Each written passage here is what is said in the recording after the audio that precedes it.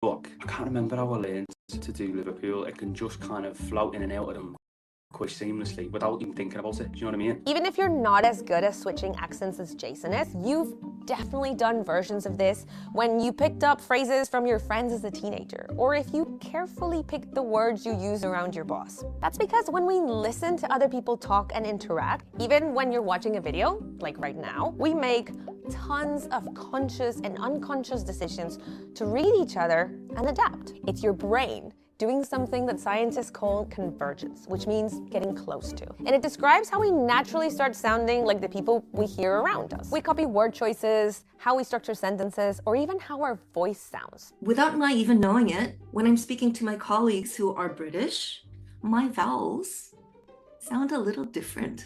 But then, of course, if I'm talking to my sister back in the US, I snap back. What Dr. Kim described is a change in phonetics, or how we make sounds. And each community sounds different. Each accent seems to have like a rhythm. So like an Irish accent is quite melodic, it's quite slow, but if you're doing a Geordie accent, it's like quite fast-paced, and it's like bouncing the words, do you know what I mean? Researchers think that changes in the melody or rhythm of our speech happen more unconsciously, depending on where we live or who we're hanging out with. And how good you are at recognizing accents comes from this. It means your brain has heard them before and learned the patterns. So let's put that brain of yours to the test. Start nice and easy. This is a nice, simple accent for you to get.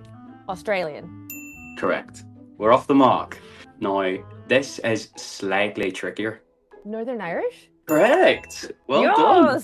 We go right down to this accent. That's Sam from Lord of the Rings. Is that what people call West Country? It is. See? Wow. Lord of the Rings knowledge. Moving away from nerdy references and back to linguistics, some choices in language happen here, without us even thinking about them. But we make others a bit more consciously. For example, you don't use the same words or even speed when you talk to your grandparents than to your friends, right? And it can even be a bigger issue when you move cities or countries. We adapt how we talk to say, I might not be from around here, but I know how things work. Like how pants means something completely different in the UK and in the US. And the social element of why we adapt also has its downsides.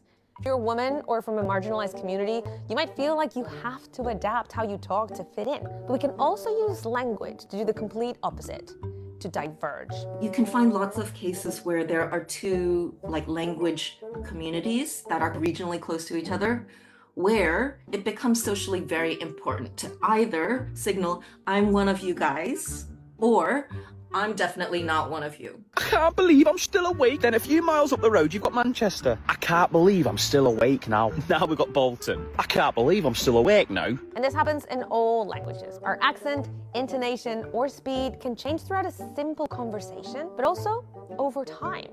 Did the first Viking to ever land on Liverpool shores, did he hear a Scouse accent? What is going on here? What are you doing here on that boat? Turn away and go. You're not taking over this land. And that's one of the ways language evolves. And it just shows that all our linguistic behavior, it's incredibly dynamic. We're just constantly adjusting everything. Scientists still don't totally understand or agree on how or why our brains do this. If you remember what it's like to learn to ride a bike, that happens through a process called motor learning. And the more you do it, your motor system kind of gets better at doing it. So there's one theory out there that says this is also how we do things like linguistic convergence. The whole other theory is actually that even the stuff that we're doing automatically is all for to have a social effect. All the research shows that this definitely helps us understand each other better.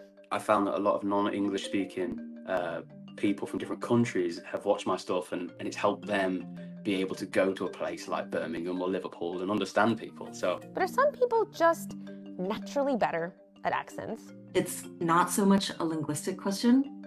It's a little bit more like personality. If you play music or you speak more than one language, you've got an edge. Your brain already knows how to pick up patterns. Basically, if you want to get good at accents, you just practice a lot. At school, I was a quiet kid, but I'd like to make those people around me laugh so they got in trouble. The way for me to do that was always to kind of mimic the teacher. As an adult, I'd mimic people, and I guess I've just done it without realizing all my life. So the next time you catch yourself accidentally imitating someone, or you hear your work colleague use completely different words in the office than at a party, just remember, it's our brains doing what they do best.